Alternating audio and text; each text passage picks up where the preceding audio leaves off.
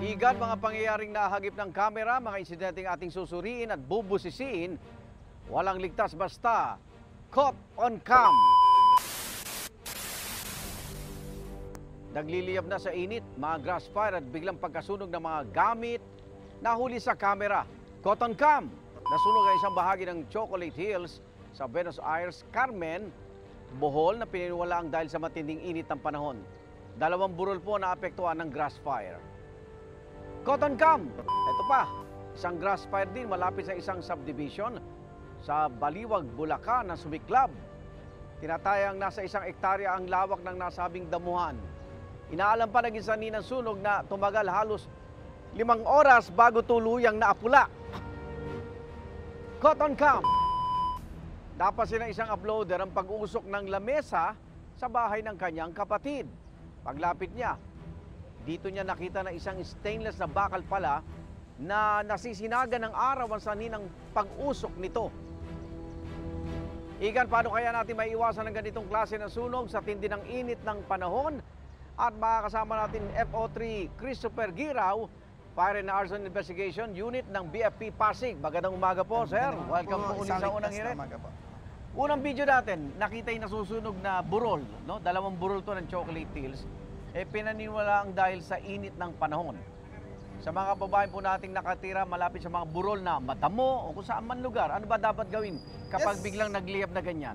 Yes po, Sir Arnold, no? So, merong possibility na dahil po sa init ng panahon, pero usual po yan, sir, is yung tawag nito, yung mga nagka-camping po, no? Sana po maiwasan natin yung pagbo-bonfire, no? And especially, sir, para ma-prevent po, kung nakita na po natin na talagang tuyo na po ang mga dahon, is pangunahin po prevention is linisin po or tabasin na po. Okay, sa pangalawa mong video, nagkaroon ng grass fire, ano? Paano po nagsisimula ang sunog dahil sa grass fire? Paano ba ito nangyayari po? Well, ganun pa rin po, Sir Arnold, no? Usually po, pag tayo ay nagsusunog ng mga basura, no? Kaya po kami, iniiwasan po namin, mga Sir Arnold, na magsunog po tayo. And also, meron po tayong Clean Air Act na nangangalaga po sa pollution ng hangin. So, dapat po atin pong linisin, Sir Arnold.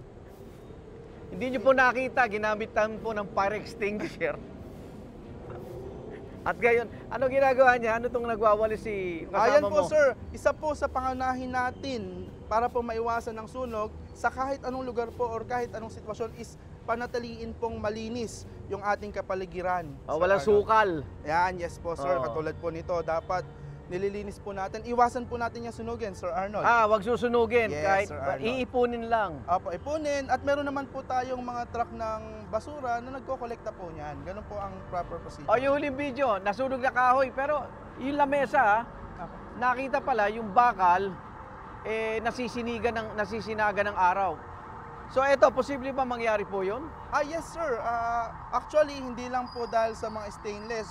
It is possible din po na because of sa salamin, no, meron tayong kasi tinatawag na magnifying effect, no, na parang nagiging magnifying lens siya na kapag pag tumama ang araw dito, yan, opo, at nakapokus po especially sa light materials katulad po ng kahoy, pag na-reach po niyan ang ignition point, mag-create po siya ng apoy. Kaya po dapat ay alisin natin, iiwas, no, especially yung mga lugar na tinatapatan po ng sikat ng araw. Ano pong mga gamit na dapat iiwas sa direct sunlight? Yung talagang madaling magliyab. Katulad ng stainless kanina, Sir Arnold, yung ating mga salamin, and pwede rin, Sir Arnold, yung ating mga bottled glass water, no? Kasi yung karamihan po dyan is convex type yung pagkakagawa ng bottle.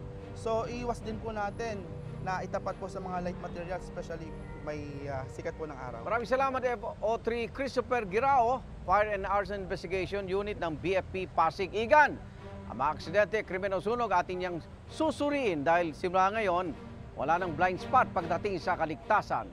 Tututukan natin yan. Caught on cam.